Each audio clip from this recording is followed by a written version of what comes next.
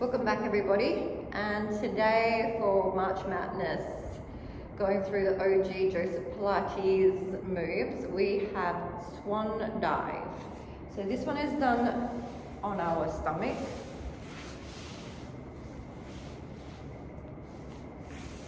And we start going into a cobra position. And come up like this. And then the legs will come up like this.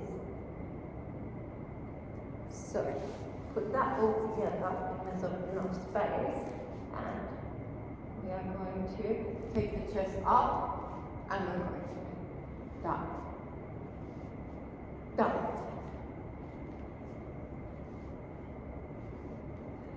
You can take the hands behind. 1, 2, 3. And that is Swan Dive.